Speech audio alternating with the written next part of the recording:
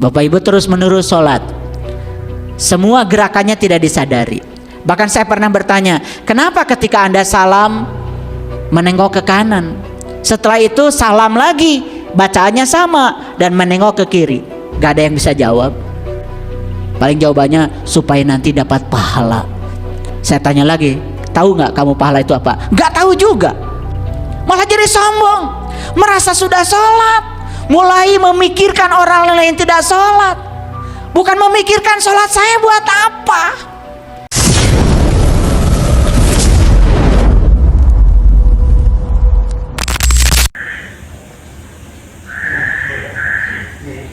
Karena Tuhan sedang memilihkan yang lebih baik dari itu. Dia punya rencana yang lebih besar lagi. Harusnya ketika diputuskan, Allahu Akbar. Kan gitu di gerakan sholat, betul nggak? Ketika perubahan gerakan, Allahu Akbar. Perubahan gerakan, Allahu Akbar. Coba Bapak Ibu, bawalah Allahu Akbar ke dalam kehidupan. Setiap ada perubahan situasi dalam hidup, Allahu Akbar. Dia rencananya jauh lebih hebat daripada rencanaku. Percayakan sama dia.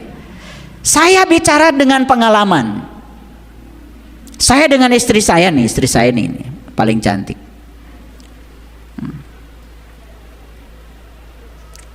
Berdiri biar lihat orang-orang.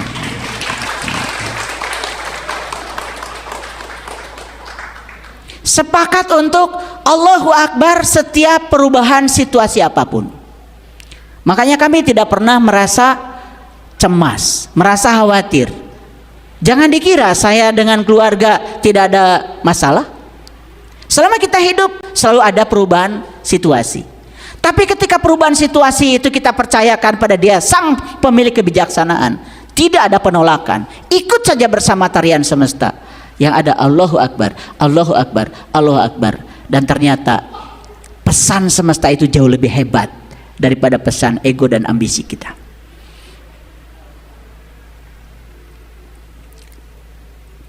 Mengapa ketika kita sudah mendapatkan pencapaian selalu merasa tidak cukup dan kosong, lalu merencanakan pencapaian yang lain? Betul? Bapak Ibu sudah punya pengalaman, sudah mencapai yang kita ingin, tetapi ketika mencapai yang kita ingin merasa kosong, merasa tidak cukup, merasa kurang. Pernah mengalami gitu? Ini pertanyaan kejenuhan. Dan sebetulnya sederhana. Kenapa? Saat kita mengalami situasi seperti itu, yang beroperasi pada diri kita bukanlah niat sejati. Yang beroperasi adalah ambisi, ego, diri palsu kita yang sedang mengendalikan diri kita. Silahkan hidup, serahkan pada ego. Seperti itu terus menerus. Tidak ada rasa syukur, tidak ada cinta, tidak ada perasaan berkecukupan. Merasa miskin terus menerus. Ingat ya, kaya itu berasal dari perasaan berkecukupan.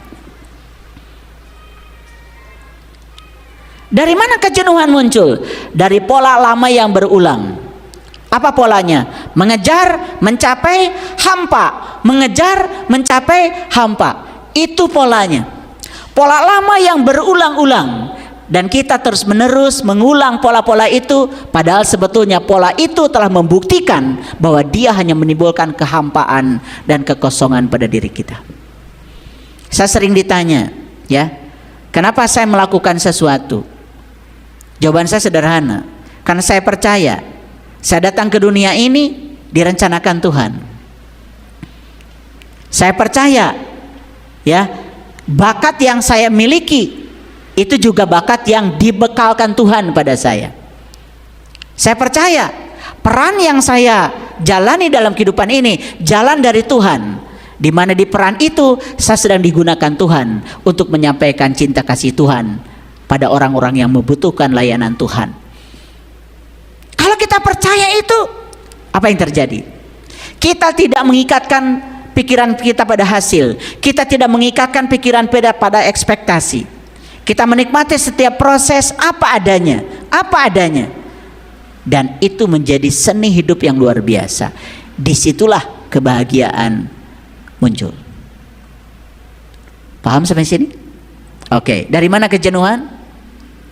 Dari pola lama yang berulang. Apa polanya?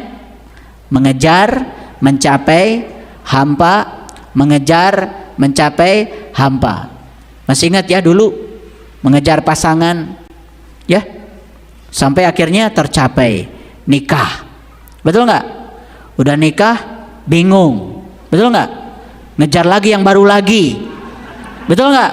Iya, begitu. Itu yang paling ketawa paling belakang itu rumah saun. Nah, tetapi kelelahan itu tidak buruk, Bapak Ibu. Kelelahan itu tidak buruk. Kenapa? Karena setelah mengalami kelelahan, ternyata muncul yang namanya kesadaran. Timbul pertanyaan, ternyata selama hidup banyak hal yang dianggap penting hanyalah bayangan ketakutan yang tidak disadari oleh saya sendiri. Jadi kelelahan itu adalah bagus. Justru ketika seseorang mengalami kelelahan, dia menyadari, oh ternyata selama hidup banyak hal yang dianggap penting hanyalah bayangan ketakutan yang sebetulnya tidak disadari.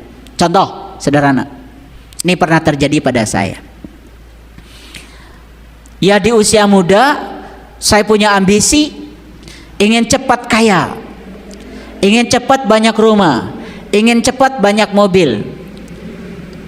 Ternyata saya baru tahu sekarang, semua yang terburu-buru dan ingin cepat bukan dari niat sejati, itu dari kebisingan kita sendiri. Dan Bapak Ibu mungkin pernah mengalami situasi seperti itu, ya. Oke. Saya berangkat kerja itu jam 5 pagi setiap hari. Habis sholat subuh udah pergi. Istri saya, anak saya masih tidur. Dan saya pulang ke rumah selama puluhan tahun itu selalu jam 11 malam. Istri saya dan anak saya sudah tidur. Besok saya pergi lagi. Dan saya menganggap apa yang saya lakukan itu penting demi keluarga. Banyak yang kayak gitu. Oke.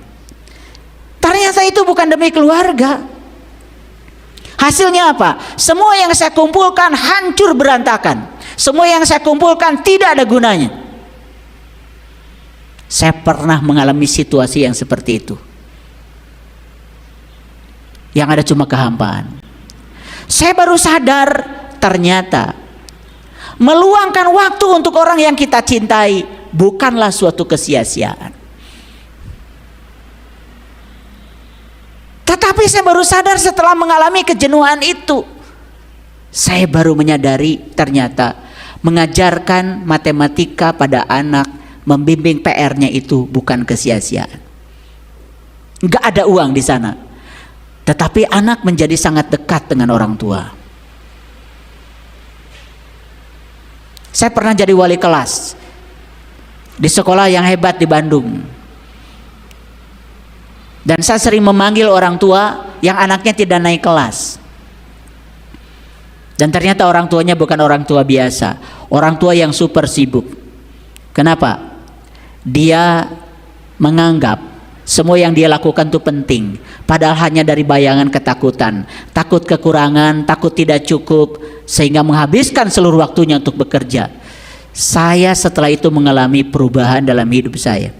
Saya kerja biasa saja, pergi jam 8, pulang jam 4. Jamnya makan dengan keluarga, makan.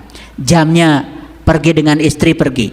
Jamnya membantu PR anak, saya bantu PR anak. Ternyata setelah itu saya lepaskan semua ketakutan akan kekurangan, malah justru tidak pernah merasa kekurangan. Makanya saya masih ingat kata-kata Bunda Teresa. Tahu Bunda Teresa? Tahu Bunda Teresa? Maaf ya, saya menggunakan referensi dari tradisi lain. Bagi saya nggak ada masalah, karena kata-katanya sangat menghujam bagi saya. Kalau kamu ingin mendamaikan dunia, kata Bunda Teresa, pulang ke rumah dan sayangi keluarga. Kata-katanya sederhana. Kalau kamu ingin mendamaikan dunia, pulanglah ke rumah dan sayangi keluarga. Makanya kalau saya sering mengajarkan ya di bumi spiritual Indonesia ini, setelah mereka mencapai kesadaran tertentu, memulai kesadaran hidup yang baru, tugasnya saya berikan tugas kamu sekarang, setelah kamu mencapai kesadaran ini, pulang ke rumah dan sayangi keluarga. Menyediakan waktu untuk orang-orang yang kita cintai bukanlah suatu kesia-siaan. Percaya sama saya. Nah, karena kita dikejar oleh ego, seolah-olah ya, ketika kita membantu PR anak kita, lebih suka anak kita memanggil guru les, dan kita sibuk mencari sesuatu yang dianggap penting oleh kita, ternyata hasil akhirnya tidak seperti yang kita bayangkan. Paham ya? Ini penting saya berikan, karena saya bukan sedang ceramah agama, saya sedang cerita pengalaman pribadi saya, bahwa nanti ada ayat-ayat, ada hadis yang saya sampaikan supaya ada referensinya. Bayangan ketakutan, takut gagal, takut tidak diakui, takut kekurangan, hati-hati. Begitu kita bergerak karena digerakkan oleh takut gagal, takut tidak diakui, takut kekurangan, dan lain-lain, jelas itu kita sedang digerakkan oleh ruang bising pada diri kita yang bernama ambisi ego. Nah, pada titik tertentu kita akhirnya bisa berhenti mengejar. Kita akan memasuki ruang keheningan yang jernih dan menyembuhkan. Dan ketika Bapak Ibu berhenti mengejar, memasuki ruang jernih yang menyembuhkan, percaya sama saya, yang ajaib di situ apa? Semua topeng-topeng kepalsuan kita lepas satu persatu. Dan itu hanya terjadi ketika kita berada di ruang hening. Dan ruang hening itu pada saat pikiran kita tidak bising lagi. Di situ bahkan kita bisa mendengarkan suara kebenaran. Puncaknya apa? Sadar kalau hidup tidak perlu menjadi siapa-siapa. Sadar kalau hidup tidak perlu menjelaskan.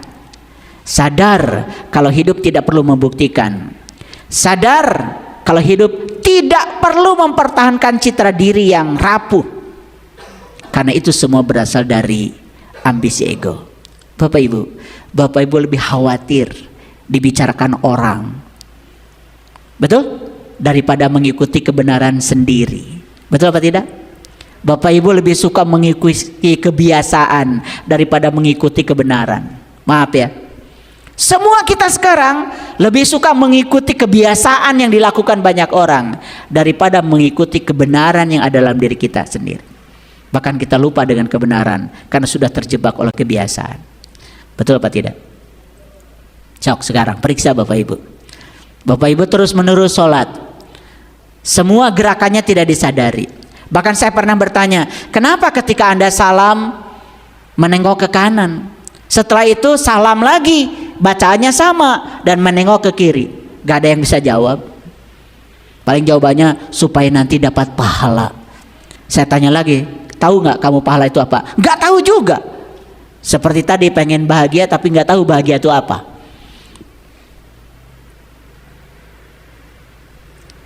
Coba Bapak Ibu renungi kata-kata saya. Waktu habis sholat, semua rangkaian itu sudah dilalui. Setiap pergantian gerakan Allahu Akbar, Allahu Akbar, Allahu Akbar. Betul? Betul? Nanti renungi sendiri lah bacaan-bacaan sholat yang Bapak Ibu sering baca itu.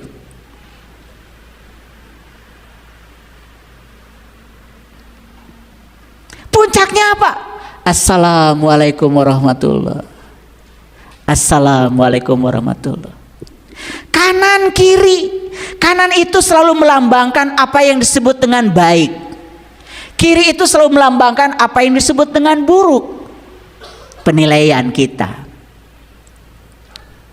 Harusnya selesai sholat kita bisa menerima kanan dengan damai, menerima kiri dengan damai, menerima orang baik dengan damai, menerima orang yang tidak baik dengan damai, menerima keberhasilan dengan damai, menerima kegagalan dengan damai. Gitu nggak Bapak Ibu?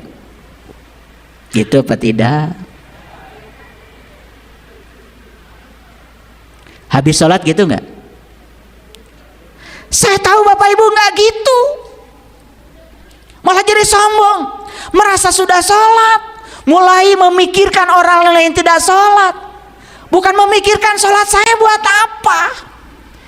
Sampai tidak tahu kalau di Quran dikatakan aqimis sholah, inna sholah tanha anil fahsya wal munkar. Tidak sadar kalau tujuan sholat itu adalah untuk mencegah kita dari perbuatan keji dan munkar. Sibuk tetapi tidak hadir. Gitu nggak Bapak Ibu? Gitu ya. Pergi haji perlu umroh, disuruh muter 7 putaran, muter aja. Disuruh sa'i bolak-balik Safa dan Marwah, jalan aja sambil ngobrol, ngobrolin harga beras.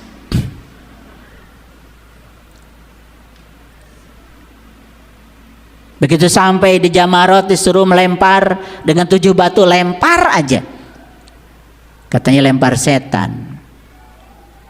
Dikiranya setan itu ada di luar, jauh lagi harus dilempari. Padahal kata Quran, setan itu kan yuwaswisu fi sudur, yang suka membisikkan kesadaranmu. Ya. Mau ngasih sembako, udah ngetik tuh 10 juta. Sebelum dikirim diralat. Karena ada yang yuwaswisu fi sudur. Sayang atau 10 juta. Satu mangkok bakso aja 10.000. Wah, itu mulai dihitung tuh sama si ego. Betul nggak? Jadi 10.000 transfernya. Yuwaswisu itu, ya. Kesadaran kita diganggu oleh kebisingan dari ego itu. Berhitung. Dikiranya kalau memberi itu buat orang lain. Tapi kalau kesadaran murni mengatakan tidak ada pemberian buat siapapun, karena semua pemberian buat diri saya sendiri. Kalau saya memberi pada orang lain, saya tidak membaikkan orang, saya membaikkan diri saya sendiri. Beda kan? Referensinya sudah berbeda. Nah, dalam keheningan yang mendalam, Bapak Ibu, kita akan sadar bahwa yang dikejar selama ini bukanlah kebutuhan sejati, melainkan hanyalah respon terhadap luka lama. Contoh gini, kita pernah mengalami trauma dalam masalah ekonomi, kemudian kita bikin usaha. Ternyata usaha yang kita bangun itu sebetulnya bukan dari kebutuhan sejati, bukan. Misalkan gini, buka restoran, bukan karena saya ingin melayani orang-orang yang butuh makanan enak, karena saya oleh Allah dikasih bakat bikin makanan enak. Bukan itu. Yang di otak apa? Uang. Karena dia pernah mengalami trauma tentang uang. Jadi yang menggerakkan dia bisnis bukan ingin menjadi kepanjangan tangan Allah, menyampaikan cinta kasih Allah, tapi apa? Respon terhadap luka lama. Saya tidak mau kekurangan lagi, maka saya bikin bisnis ini. Bisnisnya semata-mata untuk uang. Coba sekarang dirubah. Saya mau bisnis restoran karena saya percaya saya oleh Allah, ya, dikasih bakat yang luar biasa. Masak kangkung saja kata orang enak kalau buatan saya. Saya ingin melayani orang-orang yang butuh makan kangkung yang enak. Kan dia niatnya sudah lain, ingin menjadi kepanjangan tangan Allah, menyampaikan cinta kasih Allah. Percaya nggak sama saya? Uang ikut nggak? Ikut nggak uang? Mana yang paling enak Bapak Ibu? Mengejar uang, dikejar uang.